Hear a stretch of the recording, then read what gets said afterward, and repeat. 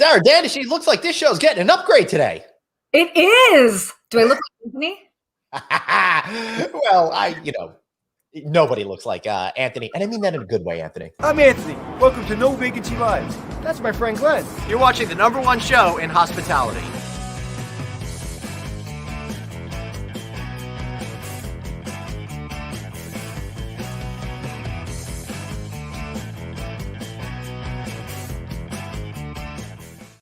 Oh my God, oh my God, oh my God. Look what I found, the wonderful, the incredible Sarah Dandishy. How are you today? So excited to be here today. Yeah, let's get a closer up look at us two gorgeous people here doing a show and all of that. So how are you? So great to see you. Anthony, of course, as you've realized, is not here today. He will be back with us tomorrow and Thursday. But meanwhile, Sarah comes on every once in a while to share some great news about the hospitality industry. So I thought it'd be fun to have her on today. So what's going on? Not in news, not quite yet. But how are you today? Are you feeling balanced? Are you feeling centered? Are you feeling ready for the challenge of another episode of No Vacancy Live, Sarah? My chi is very balanced right now, so I'm feeling very good. I'm feeling great. No, it's good. Just did a little road trip last week in California, back doing a little bit more traveling next week. But yeah, things are good. Things feel like that your chi is good. I know I've got my chakras aligned. Aligned, yeah. So I'll try to work that out. So for everyone just joining us out there, may the 4th be with you. Yes, one of the most important days of the year. We are celebrating Star Wars on May 4th. That's why I thought it might be fun to share something from our friends over at Bigham Bathhouse. You can find them at bighambathhouse.com. This is not a compensated endorsement, but she did make me a hand solo frozen in carbonite soap. And I've got one. I don't know if you can see this on my green screen. Oh, it's actually green, but it's coming out blue. This is the Mandalorian over there. Oh my gosh, that's amazing. And then, oh yeah. Oh, Darth Vader. What? Yeah. Sarah, this is No Vacancy Live.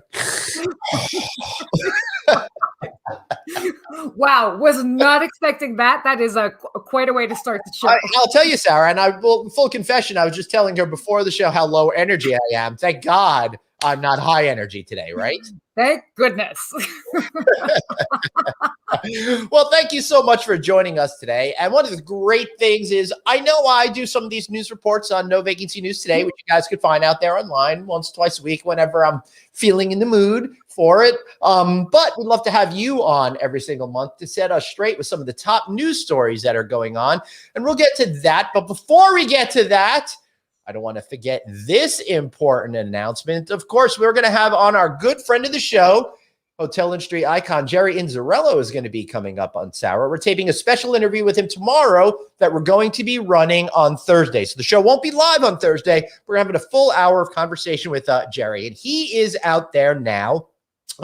He has been nominated for Hotelier of the World from Hotels Magazine in 2021, Sarah. And he's asking all of us out there to go to Hotels Magazine and vote for him and to help him get this award. I got to tell you, it's really an honor to have been able to vote for him. And I don't know how familiar you are with Jerry, but he's one class act, that dude. I know Jerry very, very, very well, and met him actually at the Beverly Hilton here at an event that I ended up sneaking into. Story for another day. Yeah. But I do know him well, and I actually already voted for him last week. So this is it, and honestly, so well deserved that he's being even nominated. And I really do hope that he ends up taking it home, so to speak. I hope so too. So go to hotelsmagazine.com, hotelsmag.com. Vote for Jerry over there. Show him a little bit of love. He showed us a little bit of love over here. And while you're at it, make sure you show Kayla over at Bigham Bathhouse a little bit of love. Also, a little show note, Sarah, on tomorrow, we're actually going to be starting the show a half an hour early because we're going behind the scenes at the Mark Hotel to see how they became one of the top luxury hotels in the entire world. We're going to be talking to like 7 or 8 people, including world-renowned chef Jean-Georges. Oh, I can't wait. I'll be tuning in for sure. Yeah, and hopefully I'll be able to make all of you people out there jealous because maybe I'll have a little lunch over there too if I'm lucky. You should. You have to. I know. All right, let's get into the news. Sarah, with you coming back every single month, I feel like we're going to have to create some sort of segment clip for you to let people know that you're here and you've got your own segment. But let's just do it in this way. The news. with Sarah Dandashy. Where's my wand? I should have brought some. No, well, it was better than this one.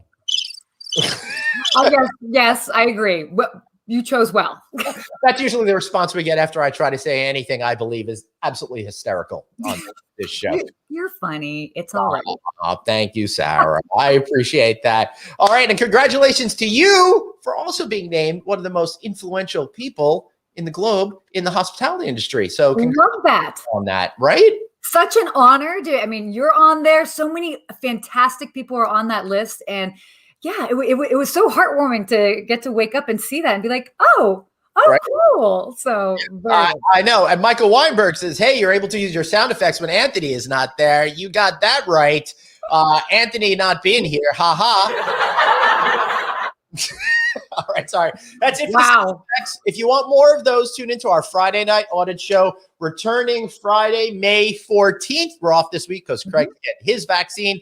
I had mine last week, so taking a little hiatus from the fun. Sarah, what's going on in the news? Okay, cool. Well, why don't we go ahead and talk about actually what's Priceline. Actually, they just came out with their top travel trends for spring and summer. I personally, being a hotelier, always love to see what's going on in the travel trends because it helps us sort of predict what we're kind of looking at. So according to Priceline, it was interesting because they were actually saying that round trip flight bookings. So according to Priceline, round trip flight bookings. They flew 4 billion fewer miles. 4 billion miles fewer, in 2020 as opposed to 2019. Definitely, road trips definitely became the preferred travel method, with 70% of those renting cars for road trips within their home state and traveling on average 184 miles. So that's not really far. And really that people were. That's interesting. 184 miles, but that fits in with that 3 to 5 hour thing that we always hear, that people feel that they could take a drive that distance before feeling like they need to get on a plane and stuff like that, right? Exactly. And then they also found that, again, kind of going with the whole idea of staycations, road trips, staying close to home, they found that people were booking hotels within their home states 10% more. So they were actually staying within their home state to end up traveling around. And then moving forward, they are seeing that summer bundles and packages are going to be very, very popular. They've grown by 165%. Vacation packages, leisure trips, makes sense. Yeah, it does. But that's something that we've been telling the hotel industry to do for a lot of years. To create packages, you can achieve premium pricing that way and really make it simpler for the customer out there. So while it's great that Priceline is doing it, hotel brand friends out there, maybe it's time to think about how you could get in on that action and create some exciting packages. Completely. I mean, that's the whole thing, is that travelers want those easy packages. That's why we saw, for example, the big trend with all-inclusives. They want to know that they're paying this one price and everything's all taken care of. And then another trend that we saw, and we've kind of talked about this, I think, over the past couple months, but it's still here to stay, is people that are booking their trips with a shorter booking window. So they might book on Wednesday to depart on Friday. So that still seems to be the case moving into this summer. So again, that's really, the landscape has changed quite a bit, but it's, again, always great to hear what all of these different companies are finding. Yeah, that's really stressful for a lot of hoteliers out there, that these booking windows are getting so narrow. Now, this is a phenomenon that's been happening for, I think, the last 15 years or so. As the internet has become more commonplace in our lives, and it's hard to think that there was a time when it wasn't 15 years or so ago, people are getting more comfortable with booking later, and later. And the COVID crisis has really changed the dynamic of how people are thinking of traveling. But Sarah, I am hearing that the booking windows are starting to expand a little. Slightly starting to expand. Yes, as again, you're right. They are. So even though this trend was definitely, as you said, it's like it was heightening. And then earlier this year, like the first quarter of this year, it was all about that last minute travel. Now, whether it's, more people have gotten their vaccine, whether it's the idea of, international travel might be opening up. And so people are wanting to lock in some of those trips, like in July and August. So all of that is kind of playing with the average of that booking window. So you're kind of getting a mix of both. So people are definitely like, okay, they're feeling a little bit more comfortable planning, which is a good thing. which is a very good thing. Now, me strategically, I've already bought my flights into September for all the events that I know I have to go for, because we're talking here every day about how expensive it's getting out there, right? So I already booked for obviously my Hunter conference that'll be at next week, where we'll be broadcasting live from everybody. And then in June, we got a week in Vegas. In July, I've got the Alice conference. In August, I got a HOA. And in September, I got the lodging conference. All those things are already on the books. I might as well get the flights, right? Oh, definitely. Well, especially for things like that, where it's a specific, event timeline, and your schedule, you're going to be doing your show, you're going to be doing this. So it makes sense for you to plan ahead. Right. Where, if we're talking about vacations, people might be a little bit more fluid when it comes to that, but they should still book soon if they haven't already. Right now, our guest is backstage already. So let's move on to the next news story. Okay, cool. I don't want to give our news short shrift. We're going to keep, we're going to keep our guest a secret for a second. Everybody who already read the description knows we're talking about Adam Burke of LA Tourism, but just amuse me. Sarah, next news story. Yeah. Okay, cool. So the next little news story actually was talking about the Beverly Hilton, and I figured that this would be appropriate in regards to our guest today. But the Beverly Hilton, for those that don't know, historic hotel here in Los Angeles in Beverly Hills, and they've recently redone their space. But why is it so important? It actually, it was originally opened in 1955, and it has this sort of like this Hollywood glamour sort of feel to it, but it was about time for a little bit of an upgrade, and they've done a fantastic job. And for those that might not know, the Beverly Hilton and why it's so important is, as far as in the landscape of the city, it's actually where they've always been holding the Golden Globes. So they hold the Golden Globes in their ballroom since 1961. And they've gone through a lot, and they even have a lot of refurbishments. They've got their Santolina, a restaurant upstairs. They've done a lot of really, really great things, and also a little bit of Hollywood history. Apparently, that is also where Angelina Jolie has christened the pool herself in her ball gown after she won a Golden Globe upstairs. Wow. So there's a lot going on there, but again, it just goes to show you that things are opening up and people are using this time wisely. So a lot of things with that. Sarah, over at the Beverly Hilton, I saw the strangest thing that I hadn't seen in years and years and years and years when I was last there in 2019. There was an ashtray on the balcony. Yeah. Right. Well, so, I mean, and I can't speak on their particular, or if they're even still there. I don't know. Yeah, exactly. But I do know that depending on certain clientele, that in order to not have people smoke inside the room, they will put an ashtray outside. And that won't be for every room, but that'll probably be for specific rooms. Again, depending on the clientele, because certainly in this area, we do have a lot of international travelers that they tend to smoke. And look, so I'm old school, Sarah. I think that hotels should not have this rule where you can't smoke on the balcony when you're outside. The thing is that the balcony is not the issue. It's the people that forget about it and walk inside. Oh, that is definitely no-go. Yeah, right. Super gross. If you ask me. I never understood it back in the 90s and stuff like that. I had friends, we had friends that smoked because it was the 90s. It was before it was bad for you and stuff like that. Right. Totally. Yeah. Right? So, I had a friend when we were on, going out on concert tours and stuff like that want to smoke in the room. And at some point when we were like 22, 23, we were like, this is just disgusting. We don't want to go outside, dude, go outside. And it's been much better ever since. All right. Any other news stories that we should talk about before bringing Adam? Just two quick things, kind of interesting. And then they kind of go together, these next two topics. Uber, we all know our favorite rideshare app. They are launching Uber Rent, where you can actually rent a car through your Uber app. Now, this is also really interesting because the other big thing that's been in the news is that there's a rental car shortage. That's right. So I find this a very curious time to be launching this platform, but I'm also really curious to see how this will play out, because obviously we all know how much Uber has disrupted the transportation industry just in general. So now getting into car rentals.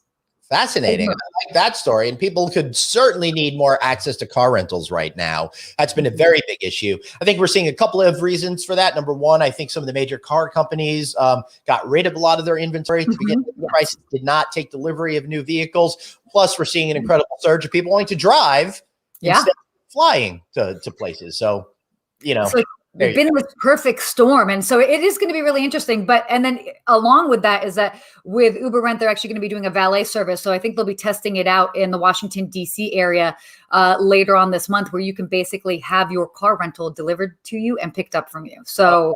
All right. I already thought Uber was a valet service, and that was the point of it. But okay, I'm on board. Go figure. All right. Should we bring in Adam?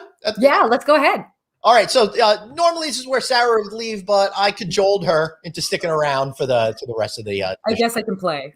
I know, mostly because you're from LA, right? And exactly. So let's welcome to the show right now, Adam Burke, who runs LA Tourism. Adam, thank you so much for joining us here today. Good morning, Glenn. I really appreciate you having me on. And Sarah, never want to give you short shrift. Love listening to the show and love listening to you. So hey, I don't want to cut into your time. All right, we'll just put Adam back in the green room there for the rest of the time. I want to hear from you, man, because we're starting to feel a lot of positive energy. And I'm a Coast cat, you're on the West Coast, but we did a great show from Times Square. I think go back 3 weeks ago now. We were literally in Times Square. We ran that show, everybody, last Thursday when we took the day off because I had my second shot. So go and check that out in our database of programming. But I'm starting to feel the energy coming back. I'm starting to feel the vibes. We've had on some GMs from LA during the thick of it, but are you feeling that same sense of palpable positivity that we're starting to sense here on the East Coast? 100%. I think, Sarah, you can attest to this. I think one of the things that's great about being an Angelino, we are the eternal optimists. Yes. And I think, no matter how bad things get, we do believe that things are going to get better. There's no question it was a hell of a year. But not only are we having that feeling of optimism, but I'll tell you, I'm a self-professed data wonk. So the data says absolutely. So I'll give you just a couple of examples. If you look back just as recently as January, hotels were sitting at about 42% occupancy. Fast forward to April, we're at 62%. So that's a 20-point increase in just 120 days. And I think what's most encouraging is for 6 weeks straight, we've seen those occupancies hold in the low to mid 60s. And a lot of hotels are starting to see it in the 70 to 80% range on weekends. So, don't get me wrong, Glenn. I mean, look, as we're not someone who comes out. You're wrong. We don't. Right, yeah. As someone who comes out of the hotel side of the business, if you had told me 18 months ago we'd be celebrating 60% occupancy, I would have said you need to have your head examined. But given where we've been, that's phenomenal. And the other thing is we look really closely at consumer sentiment because we want to make sure that we only start actively promoting the destination when people are in the right mindset. And the latest great research from Destination Analyst shows that about 75% of American travelers are in a ready-to-travel mindset. About 3 out of 4 have active travel plans in the next 90 days. Wonderful. And the one I love is, this is a pandemic-era high. 88% of Americans have at least some kind of tentative travel plan. So absolutely, we're turning the corner. Yes. That is beautiful. So one thing I learned from the world of politics is you can have fun with numbers. So instead of saying you had a 20-point increase with your occupancy, going from 40-something% to 60-something%, tell them it's up 50%, because that's a little fancier number there that you could. I like what you're throwing down there. Absolutely, it was a 50% increase. I'm a big believer in if I have one thing and I get 2, bragging about I've doubled my audience. So, and the good thing about that stuff is nobody ever checks to see what the real numbers are, so everyone comes away really impressed with stuff. Well, what do they say? There are facts, damn facts, and statistics.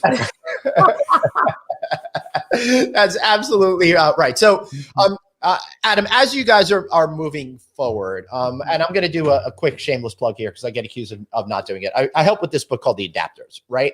And the whole notion of the book is bringing meaningful change throughout the process, right?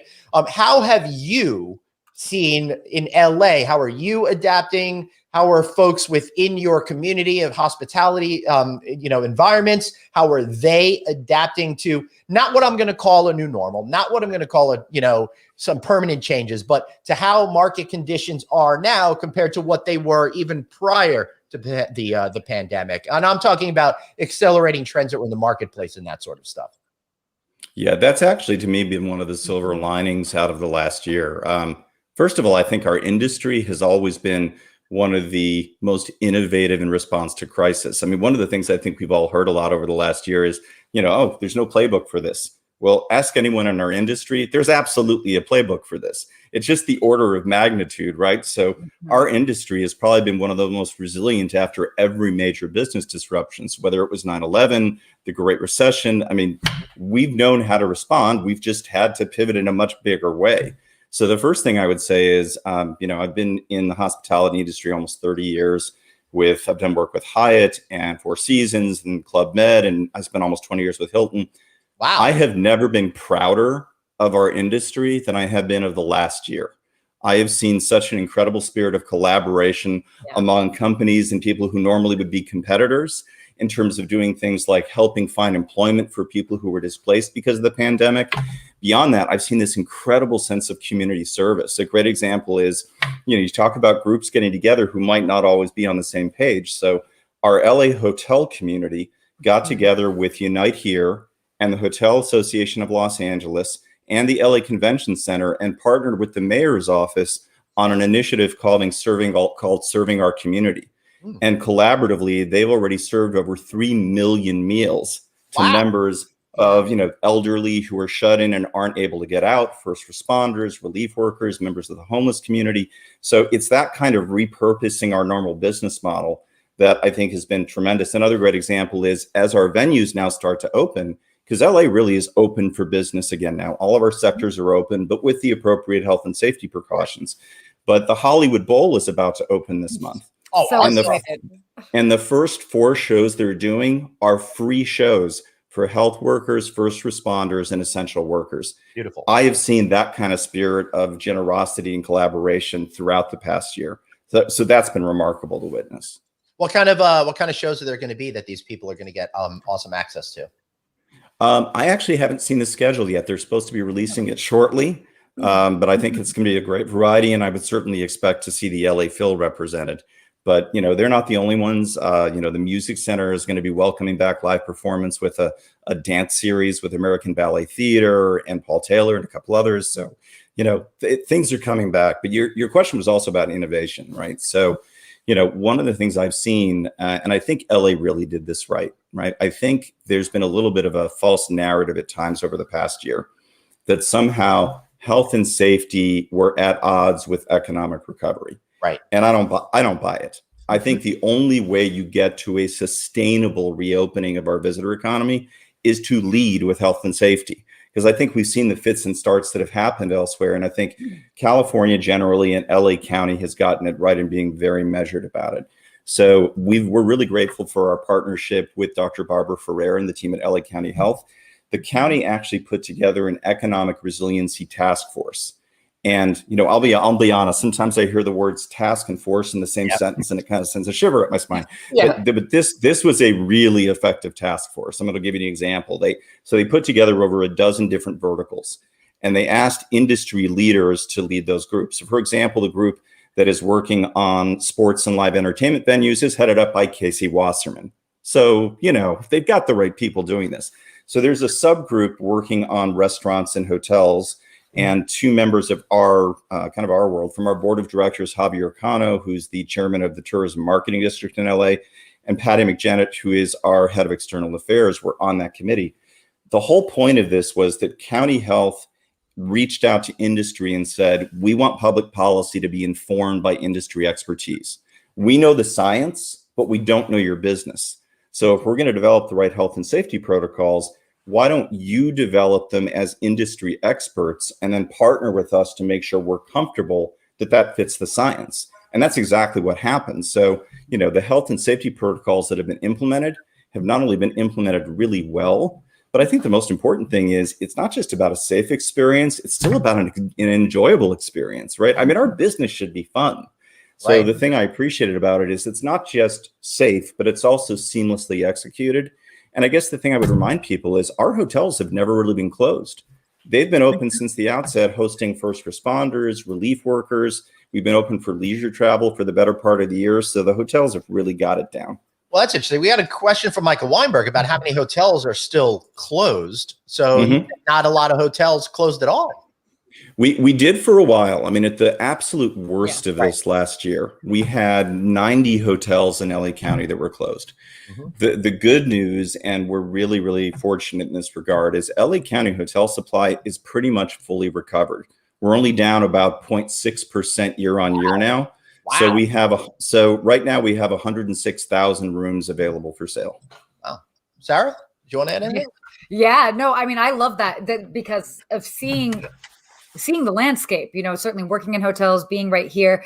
And to just chime in as far as an Angelino, the past couple of weeks, with the past month, it's just been palpable. This energy is out there. And I have to say, yes, at times, being here, maybe looking at other places, and it's like, wow, we are being, maybe things felt maybe they were a bit more strict or whatever the case is.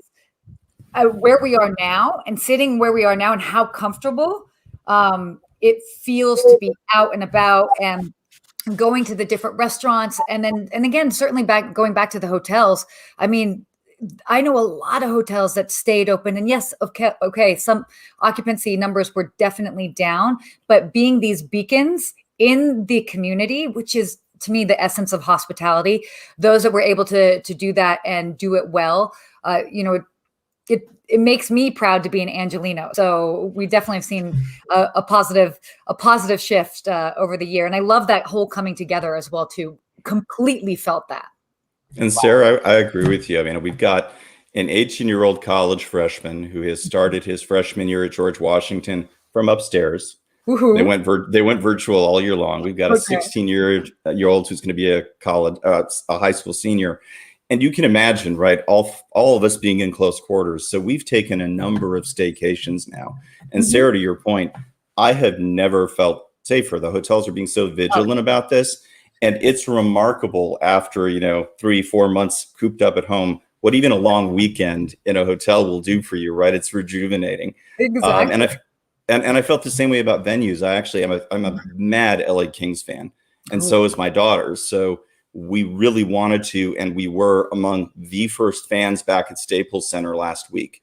Wow. Now, little surreal because they've been really responsible about it. So there were only 2,000 fans in an 18,000 seat venue, but they were so good about it. And we had a phenomenal experience. Although I will say, a father's job is to embarrass his daughter, right? That's in the handbook. So what was a little strange is with that few people, we were getting ready for the puck to drop, and the music cuts out just as I let out a really hearty "Go Kings Go," and everyone, and I'm betting including the players, heard it. And I think my daughter wanted to disappear into the seat. Of course. That is absolutely awesome. But, I have a little bit of familiarity with being in big stadiums with hardly any people. I was a Mets fan back in the 70s when I was a kid. Oh, You'd go to the ballpark, they could hold 50,000 people, and there'd be like 9 people there. It was kind of crazy. What's going on with if you can answer this, because I know you're in charge of tourism and not the hospitality industry in general. What are you seeing in terms of people being able to return to work and business owners being able to find people able to work? That's based on a question we got here. Yeah, no, we've been working really closely with Heather Roseman, who's the executive director of the Hotel Association of Los Angeles. And she and her team have been working really closely with the team at Unite here to try and get people back to work as quickly as possible. No surprise, the numbers are similar to what we've seen across the country. In 2019, travel and tourism had quietly become the 4th leading employer in LA County. We had over 540,000 people employed in tourism-related jobs. In 2020, our job losses were 1 in 3. That's closer to 45% in the hotel space. And that represents over 43% of all job losses across LA, across all sectors. So it's huge. But what I will say is that, the hotel community have really been partnering with Unite to make sure, first of all, that they can give them a comfort level, that all the right safety protocols are in place. because we want to make sure, right? Safety isn't just about our guests. It's about making sure that employees and team members feel safe coming back to work. So I think what we're seeing now, and this is one of the things I think we've had to explain to some people in, either local, state, or federal government who don't understand our business as much. It's very much a demand-driven business, as you know. So I think it's, a lot of people have thought it's a, if you build it, they will come. Well, the hotels are still open, so they can just bring people back to work. And what I think we've had to explain is it actually is the reverse, because for the hotels to have the operating capital to be able to bring people back to work, the demand has to come back first. So I think the thing we've been doing as a tourism board to make sure that happens is we've totally pivoted in terms of our strategy. So we've been doing everything we can to promote staycations first, then to focus on the drive markets.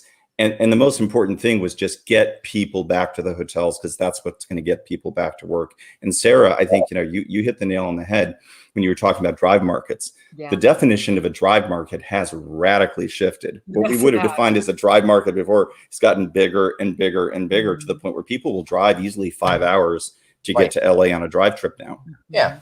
Yeah. That's not really too big of a deal. And here, being a Long Island guy, I always drive anywhere between Washington, D.C., Philly, and Boston, because it's just not worth it otherwise. So 5 hours, no big deal to get into a car. But Adam, the AHLA put out new data yesterday talking about projected job losses through the end of 2021 as part of their targeted relief from Congress efforts. And they said California in hospitality lost, now this is the entire state, everybody, 67,169 jobs, more than anywhere else. Comparatively, New York only lost 38,000, Nevada 22,000, and Florida 39,000. So you guys have suffered as a state when it comes to hospitality, that's for sure. Yeah, there's no question. I mean, I think part of what we have to remember is, LA County is the most populous county in the most populous state in the country. And as a result, we also had more people working in our industry than anywhere else in the country. The one plug I would give legislatively, and I think if there's one thing that all of your viewers can really weigh in on, it's the Safe Hotel Jobs Act, because that's federal legislation that was introduced recently. I think we all have to lean into doing everything we can to advocate with our legislators to make sure that gets passed. Because you're right. I mean, our industry was absolutely crushed over the last year.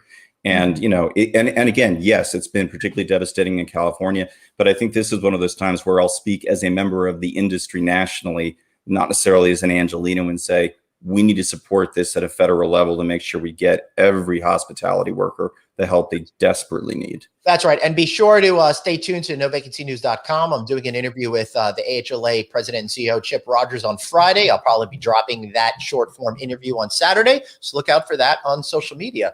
Sarah, why don't you ask Adam a couple of questions? I feel like I'm so excited to be able to talk because Anthony's not here. I know, right? Well, I figured I'd give you a little bit of a chance to have your moments. I know. On your own show. All right. And why don't you take over for a minute?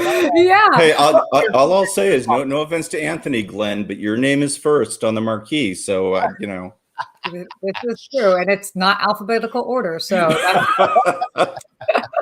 all right. So I'm just so delighted to have an Angelino here to talk to you, Adam, about some of those things that I, as a hardened New Yorker, don't know. Now, if you want to get involved in a debate about why our pizza is better, our Chinese food is better, I'm here for that. Other than that, I'll let Sarah. Well, now, Glenn, I'm sure you've canceled your subscription as a result of this, but you did see the New York Times article that said that LA now has the best bagels in the country. No. And this is where cancel culture is actually an important thing, because that's total BS. It's a lie. Nobody eats our bagels. We have better weather. Okay. We can stick with that. Oh, you live with that all day long. And I'm sick and tired of all you people calling me in February reminding me of that. Exactly. So we're not gonna stop.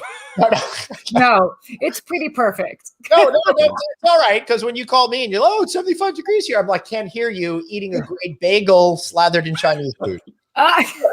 Oh, delightful. Yum. So Adam, I've got a question for you. What are we seeing, because as we're kind of picking back up and people are coming, certainly over the past couple of months, it's been more of the drive to markets, but are we seeing more, domestic travelers flying in, and what regions, who's coming here? Yeah. So you're right. I mean, early on, it's really been an inverted funnel, right? Historically, one of the things that's really unique about Los Angeles as a destination is we're the only DMO that actually has our own offices and full-time team members internationally. And by the way, I can take no credit for that. Patty McDevitt, who heads up our external affairs team, Kathy Smiths from international tourism, 20 plus years ago, they realized that in our top feeder markets, we wanted to be on the ground. So we have 7 offices internationally. That has obviously always been the most lucrative audience. They spend 2.5 times more than a long haul domestic traveler, but that's going to take a while to rebound. So we started with, locals, then we went to drive markets. We actually are just now in market for the first time since the onset of the pandemic with our flight markets. Beautiful. And again, that's really data driven, because now we've seen, when we look at the data on sentiment, people are ready to start getting on a plane again. And I think part of it it's been an educational process. I think one of the studies that I keep pointing to was the study that the Department of Defense did about airline safety, and found that, actually, because for years, and I think people need to be reminded of this, because there used to be such a thing as smoking on planes, they installed HEPA filters. So the HEPA filters have been there for decades. So, the quality of the air and how rapidly it's recirculated actually gives me tremendous confidence in the airline experience. The other thing I'll say is LAX, Justin Urbachi is the CEO over at LAX. They have done an amazing job of really creating not just a safe environment, but trying to do everything they can to mitigate the experience and make it very easy. And by the way, we should talk in a second. They're in the middle of going through a $14 billion modernization at LAX, which I didn't realize it was that much money. And it's huge. But absolutely, we're seeing people are getting on planes again. So we just launched a new campaign, and it absolutely is focusing on the flight market. So historically, we've been in about a dozen major markets, and we've increased that spend. Now we're going to be in 20 of our top feeder markets, including the major short and long haul flight markets. They're definitely coming back. That's amazing. What are you going to do when people show up and realize the bagels aren't as good as the New York Times claims? Well, your experience may vary, Glenn. All I can say is, before the pandemic, Zagat, right? And, Zagat, I believe, started somewhere back east. Yes, it did. Called LA the most exciting food city in the country. So, to each his own. Although with our New York accent, we called it Zagat around where. This is true. That's absolutely true. We have amazing donuts. We can at least say that too. I mean, yeah. Well, and actually, while we're talking about food, which I will say is my favorite subject on the planet, although the pandemic has not been kind to my waistline. I made the mistake of looking at a headshot that was taken pre-pandemic versus now. I gotta do something, guys. This is not good. It's not good. I discovered it's not over this last year, and it is not helping. It's not. But the thing I will say, one of the things I love about LA, and Sarah, I think you would feel this as well. Our community is this incredible blend of all of these cultures and traditions, and that infuses everything we do. I mean, one of the things I love in LA, people speak over 240 different languages. Wow! And so our whole food scene, that's infused by that. So you get this incredible collaboration and combination of all these cultures that I think create these really uniquely LA flavors that you won't find anywhere else. So when you talk about restaurants, that's one of the things I love about our culinary community is they are just open the tent, bring everyone in, and let's create something new together. And Dine LA, a lot of people don't know that we actually run the Dine LA program. Oh. And pre-pandemic, it had become the largest restaurant week program in the country. And I got to say, the term restaurant week is a little strange because they're 2-week events. Yeah. So it's restaurant weeks. Right. But we typically had over 400 restaurants in each one of our Dine LA events. And again, this goes back to community. In the beginning of the pandemic, one of the things we did, we totally transitioned the Dine LA website to move toward takeout and delivery because the restaurants weren't open for even dine outside. And we had over 900 restaurants on a dedicated landing page for Dine LA to go. Then we ran our summer Dine LA restaurant week. And, again, this goes to what we can do as a nonprofit membership-based organization. And by the way, a lot of people don't know that most destination marketing organizations are nonprofits. We're there to serve the community, and everything we do is to drive benefit to the community. So for the summer event, we waived participation fees completely. We were able to offset that through sponsorships. So we had over 300 restaurants in our summer event, and we just did our first ever spring event because outdoor dining and now indoor dining have come back, and we discounted it by 50%. But, that's one of the things we've tried to do to support our community is we waived regular member dues for all of 2020 and through June of this year. And, again, our restaurant community has probably been the hardest hit by the last 18 months. Wow. It's been challenging. So if you're waiving those dues, are you able to keep being as productive for the community as before? That's a great question. It's really a balancing act is the answer. I think the one thing we need to recognize is that thankfully we and our partners have been very prudent about trying to set aside reserve funding because we always knew there was going to be some type of an event. Now, granted, when we talked about what we would have considered a catastrophic event, back in 2019, earthquake, wildfire, something that might have been, what if there's a major business disruption for 90 days? Well, you want to have enough liquidity to be able to manage through that.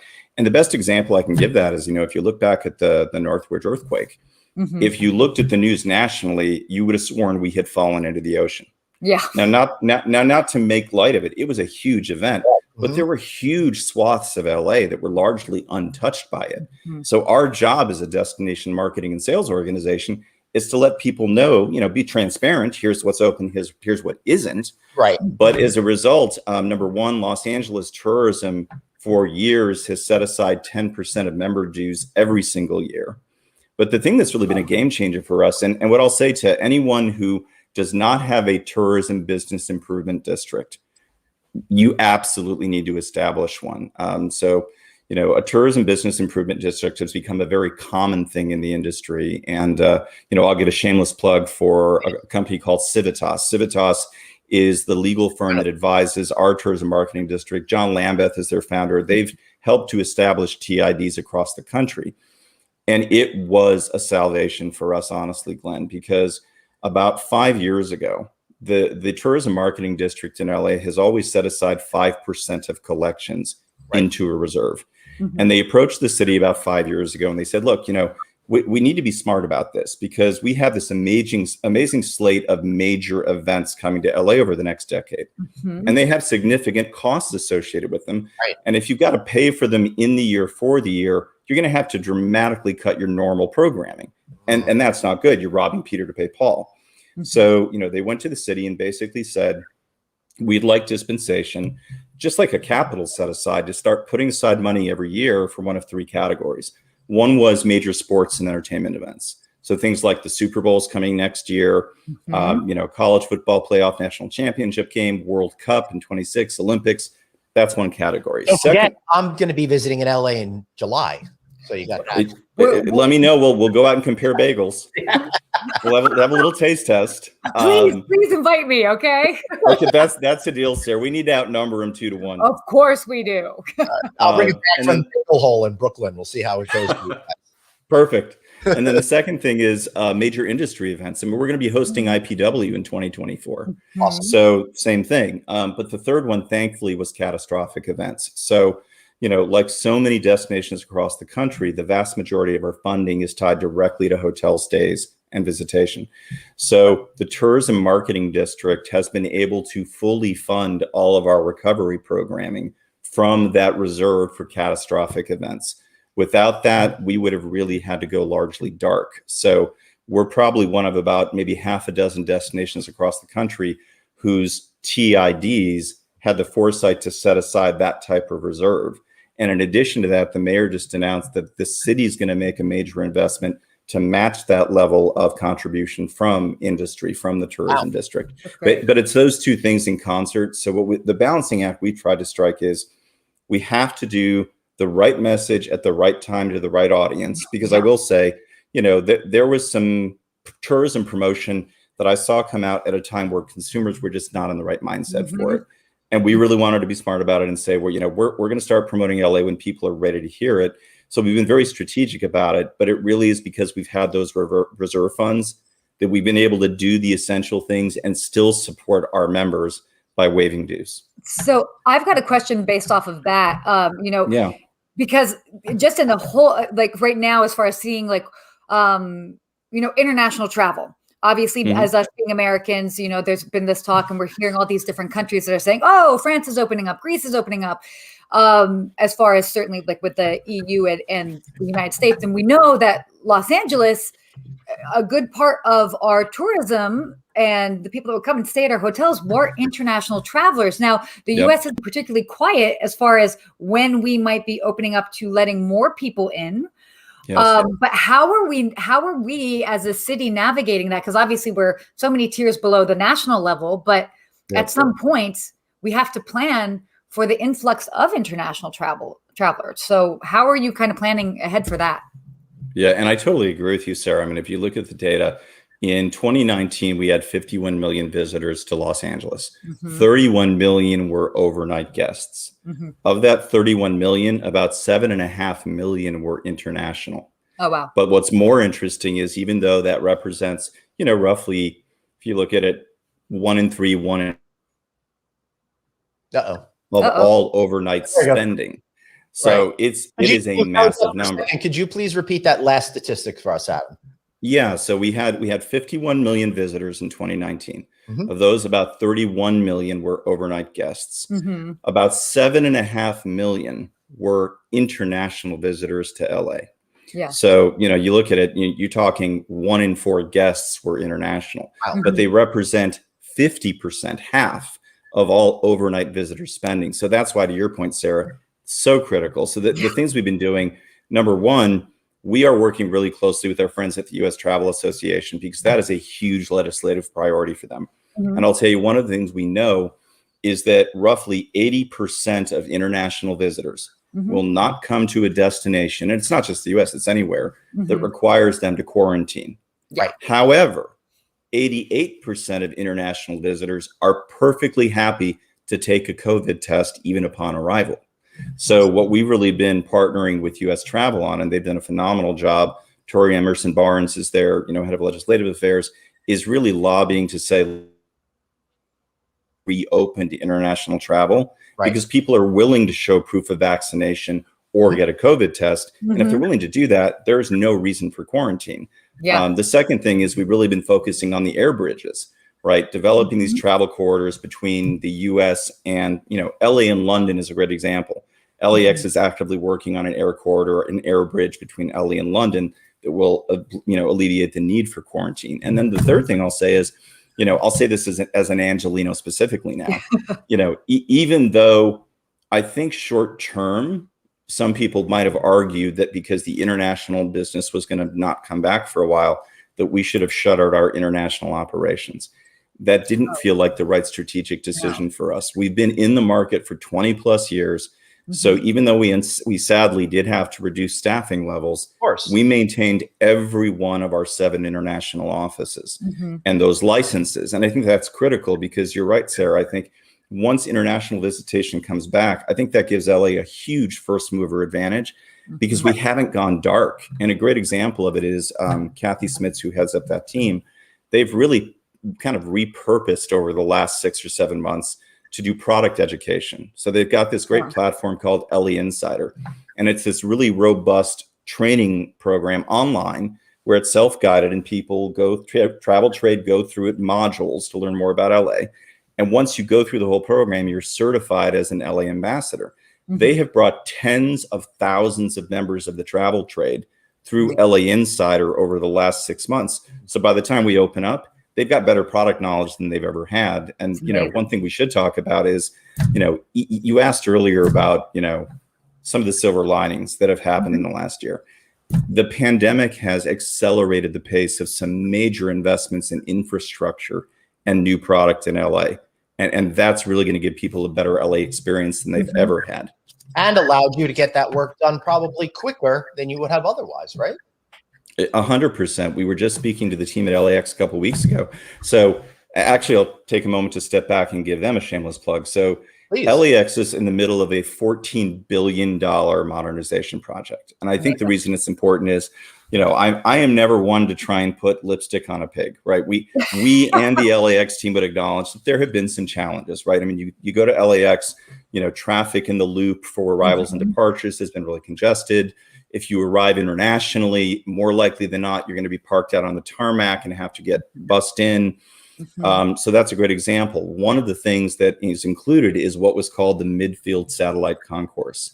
And the plan was to have flexibly 12 to 15 new gates at Tom Bradley that would allow us to serve anything from wide bodies all the way to 737s. And that's why it's a flexible gate structure. That was completed months ahead of schedule. It's now called the West Gates at LAX at Tom Bradley. It's already been turned over to the airport, and they're welcoming their first flights this month. That is months ahead of schedule. And the other things that people should know, so it's things like an automated people mover, because one of the main goals is to get that congestion out of the loop.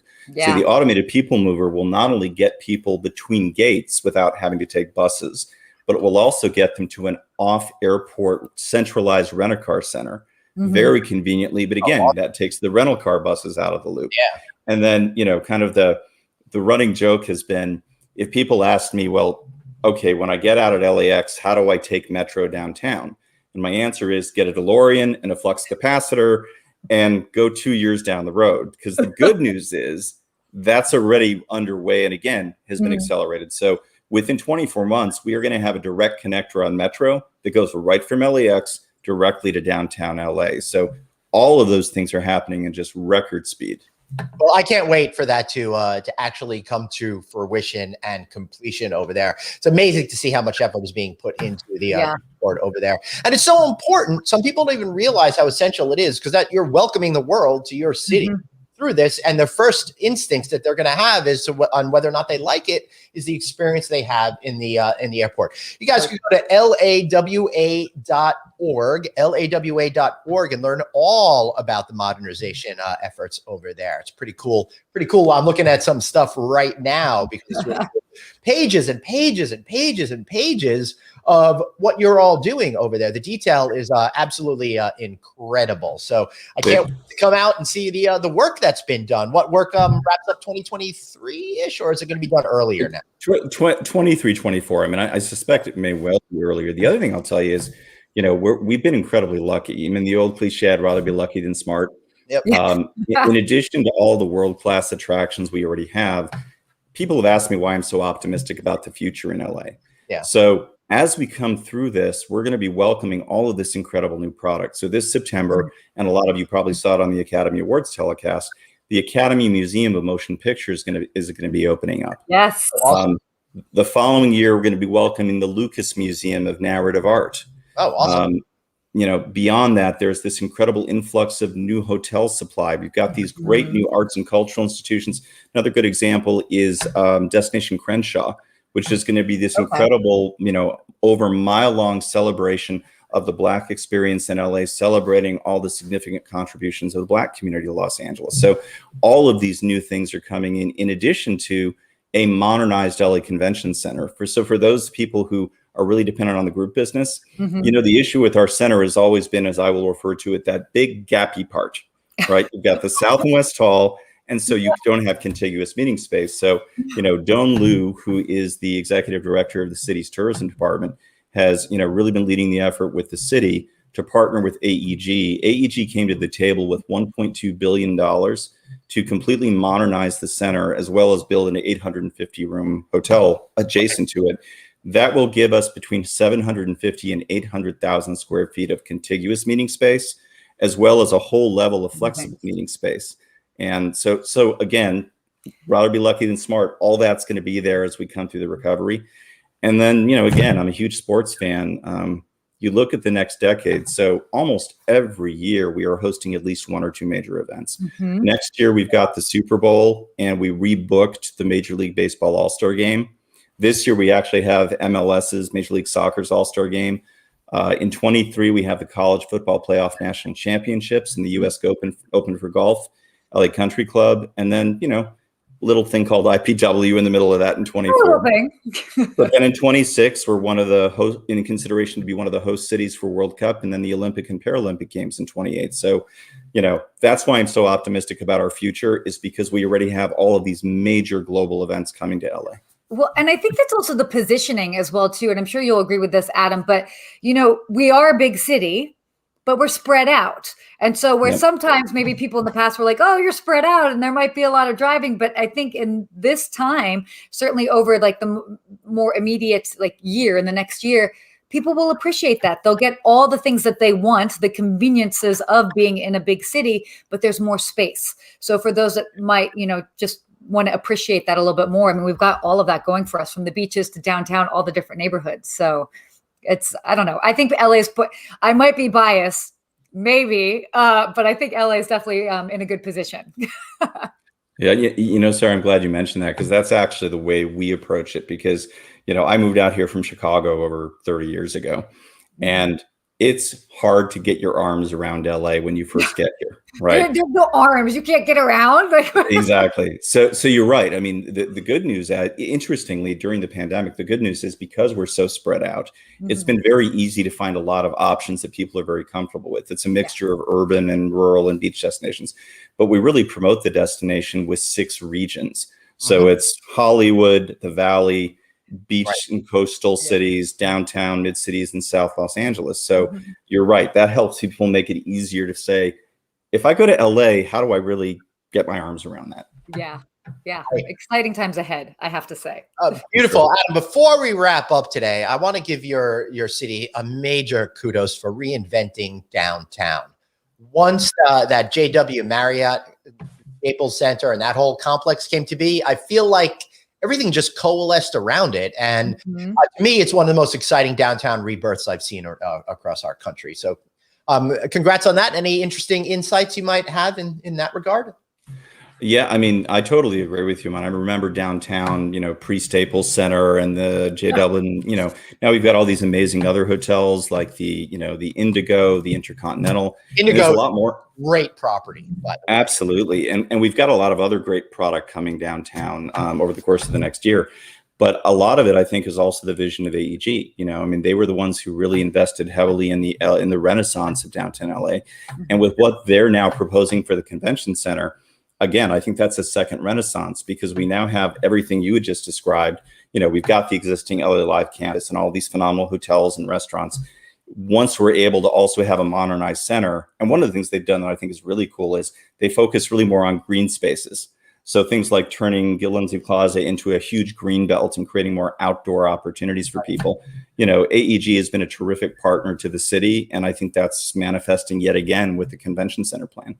Yeah, it's really absolutely fabulous. I can't wait to come and stay there. I'm actually going to be staying at the Intercontinental when I come down this time. I know, I'm feeling super fancy.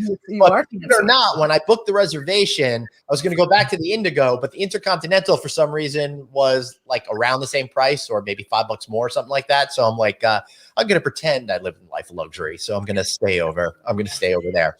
We'll see how that works out for me. Adam, I got to tell you, out of all of our guests, you've been really super exceptional at the shameless plugs, but I feel like you've got one or two more in you. So I guess the last shameless plug of the day, and then when you are out here, we got to have the great battle, bagel battle. The great bagel battle is how I'm going to brand that. Is that right now, one of the things we've done to really support our local community. So our new campaign is all around the theme of comeback.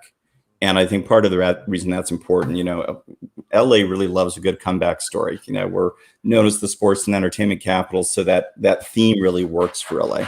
And part of it's going to be because things are going to continue to reopen throughout the year. Right. So what we've done is we actually asked our members if they would be willing to put together special offers so that anyone coming to LA, it would be more affordable and they would be able to take advantage of some things they might not normally, would be able to do. So if you go to discoverlosangeles.com/comeback, you'll see almost 100 special offers that are available. And that's everything from hotels to restaurants to cultural attractions. But our members have been great about it because they really want to make sure, as you said, when people come to LA, we want them to experience everything that's always made it a great destination, but to do so more affordably. Beautiful. Yes. Thank you, Adam. I can't wait to come out there and teach you a little bit of lesson about bagels. Oh, goodness gracious. Oh, yeah. You know what the good news, Glenn, is in something like this, there are no losers. When it comes to food, there are only winners. I like the way Adam plays, and I agree with him. I know. Let me compliment LA in general of being an incredible food city. I think Mike McManus said something about the tacos and stuff that are the best. You've got amazing food, in particular around that whole genre. I highly recommend going to Koreatown, eating over there, for example. I could go on and on and on. Just stay away from the bagels and pizza. We'll let you have that one. All right. And since you're a Chicago guy, let me end this show on I don't know, down note, up note, depends on how you react. Why do people consider deep dish pizza when really it's a casserole? Oh, okay. So now I'm going to get myself in real trouble, right? Uh-oh. I will go with this thesis, which is there is no such thing as bad pizza.